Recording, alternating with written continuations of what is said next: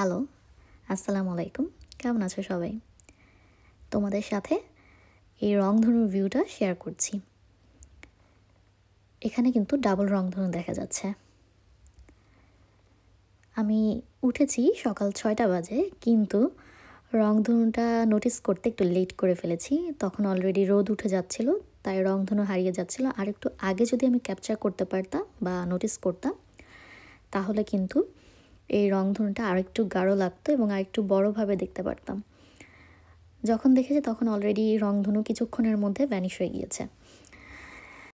তারপর এই তো ক্যানবেরাতে নিশ্চয়ই ছুটি শেষ, উইকেন্ড শেষ। এখন সবাই অফিসে আসছে। পাশের বিল্ডিংটা একটা অফিস ছিল এবং এটার পার্কিংটা একদম ছাদের উপরে, এবং ছাদে সবাই পার্কিং করে লিফট থেকে যার যার অফিসে নামছিল।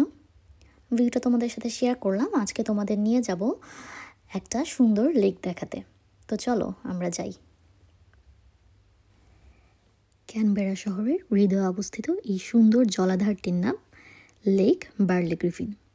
অস্ট্রেলিয়ার রাজধানীর শহর পরিকল্পনার অংশ হিসেবে তৈরি করা হয়েছিল এই লেকটি। শহরের মূল ডিজাইনার ওয়াল্টার বার্লে গ্রিফিনের নামানুসারে এর নাম রাখা হয়েছে। লেক বার্লে গ্রিফিন কোনো প্রাকৃতিক লেক নয়, এটি একটি মানব নির্মিত লেক।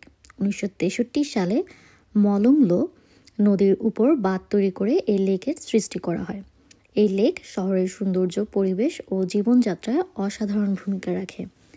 এখানে দাঁড়িয়ে আপনি ক্যানবেরা শহরের সবচেয়ে আইকনিক জায়গাগুলো দেখতে পাবেন: national museum of Australia, parliament house, national library, Australian war memorial, আর দূর থেকে দেখা যায় ব্ল্যাক মাউন্টেন টাওয়ারও। এই লেক শুধু সুন্দর নয়, বরং মানুষের বিনোদন ও স্বাস্থ্যের জন্য খুব গুরুত্বপূর্ণ। এখানে মানুষ হাঁটা, চলা, দৌড়ানো, cycling, picnic, boating, paddle boarding, এমনকি সেলিংও করে। বছরে নানা উৎসব, ফায়ারওয়ার্কস আর ইভেন্টের কেন্দ্রেও থাকে এই লেক। লেক বার্লে গ্রিফিন মূলত ক্যানবেরা শহরের সৌন্দর্য, পরিচয় ও সংস্কৃতির প্রতীক। এই লেক শহরকে দেয় প্রশান্তি, প্রকৃতির ছোঁয়া আর শান্তির অনুভূতি। আপনি যদি ক্যানবেরা ঘুরতে আসেন তাহলে অবশ্যই এই লেকের পাশেই কিছু সময় কাটাতে ভুলবেন না।